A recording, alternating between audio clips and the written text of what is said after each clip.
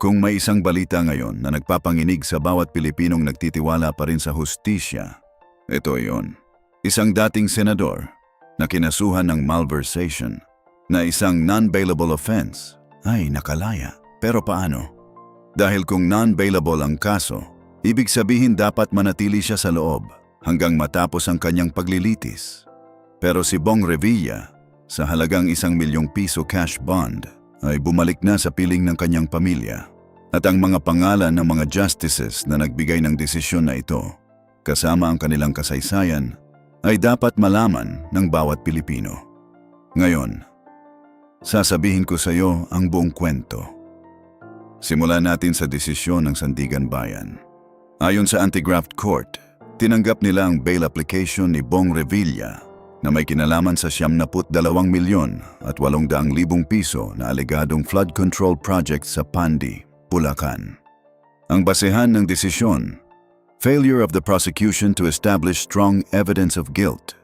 Sa bahagi ng kasong malversation through falsification of public documents, batay sa mga bail hearings, at sa jurisprudence, particular sa Enrile versus Sandigan Bayan 3rd Division ruling. Ibinigay ang bail na 1 milyong pisong cash bond, maliban na lang kung may ibang legal na dahilan para manatili siyang nakakulong. At noong gabing iyon, umuwi si Revilla sa alas 6 ng gabi at natulog na siya sa kanyang bahay. Pero ang mas mahalagang detalye, habang binigyan si Revilla ng bail, tinanggihan ng korte ang parehong petisyon ng mga kasamang akusado, sina Bryce Hernandez, J.P. Mendoza, R.J. Salvador Domasig, Emelita Capistrano Huat, Juanito Coronel Mendoza at Maydel Rosario Pineda. Silang lahat ay tinanggihan dahil ayon sa desisyon, the evidence of guilt against them is strong. Ngayon, pag-usapan natin kung paano boto ang mga justices. 3 justices ang bumoto sa kasong ito. Ang chair na si Justice Carl Miranda ay tumanggi sa lahat ng bail petitions kasama na ang kay Bong Revilla. Pero ang kanyang 2 associate justices, sina Justice Ronald Moreno at Justice Fritz Brian Anthony de los Santos, ang nagbigay ng bail kay Revilla. Ibig sabihin, sa 3 justices na bumoto, 2 ang nag-decide na palayain si Revilla laban sa 1 boto ng kanilang chairperson. At iyon ang naging desisyon ng korte. Ngayon, pag-usapan natin kung ano ang basehan ng 2 justices na iyon. Ayon sa desisyon, sinabi ni Moreno at de los Santos na nabigo ang prosecution na magpakita ng malakas na ebidensya ng pagkakasala sa bahagi ni Revilla. Ayon sa Office of the Ombudsman, si Revilla ay tinawag na proponent o ang politiko na may trabahong tiyakin na ang isang particular na DPWH project ay mapondohan ng pambansang budget. Bilang kapalit, ang opisyal na iyon ay tatanggap ng komisyon o kickback mula sa scheme. Iyon ang inilarawan bilang trend o corruption scheme sa loob ng DPWH. Para patunayan ang alegasyon, nagpresenta ang prosecution ng mga estado witnesses, sina Bernardo Alcantara Opolenia at mga DPWH staff, kasama ang mga documentary printout na may inisyal na SBR na sinasabing para kay Senator Bong Revilla.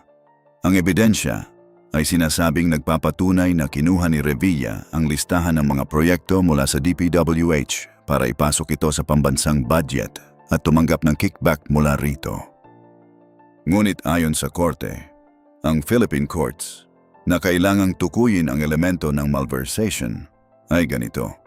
Una, ang offender ay isang public official.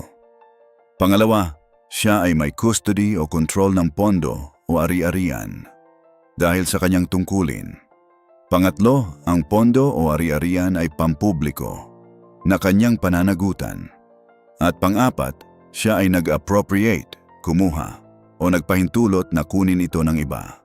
Ayon sa desisyon, walang ebidensya na nagpapaliwanag kung paano di umano'y na-facilitate ni Revilla ang inklusyon ng proyekto sa budget. Ipinaliwanag ng korte na kahit siya ang chairperson ng Senate Committee on Public Works, hindi nangangahulugan na siya ay may kapangyarihang mag-author ng budget na hindi lang binding sa kanyang komite, kundi pati sa buong Senado at sa Bicameral Committee ng Kongreso. Sinabi rin ng korte na ang testimonya tungkol sa pagkuha ni Revilla ng listahan mula sa DPWH ay hindi nagpapatunay ng huling elemento ng malversation na siya ay nag-appropriate o nagpahintulot na kunin ng pondo. Ngayon, ipinaliwanag ng korte kung bakit importante ito. Ang isang government project ay may 4 na yugto: planning o proposal, funding, implementation, at post-audit. Ayon sa korte, ang krimen ng malversation, batay man lang sa ebidensya na kasalukuyang nasa kaso, ay nangyari sa implementation stage. Ngunit ayon sa Sandigan Bayan, ang alegadong pagtanggap ni Revilla ng advanced commissions ay nangyari bago pa man ang implementation stage. Ang ibig sabihin nito, ang pondo na kanyang natanggap mula sa mga pribadong kontratista, hindi galing sa public coffers, para ituring bilang pampublikong pondo sa ilalim ng definisyon ng malversation. Kaya naman, sa teknikal na batayan na ito, napalaya si Revilla. Ngayon, pag-usapan natin ang tunggalian sa desisyon. Si Justice Miranda, ang tanging tumutol sa desisyong magbigay ng bail, ay hindi sumang-ayon sa konklusyon. Sinabi niya na napatunayan ng prosecution ang malakas na ebidensya laban kay Revilla.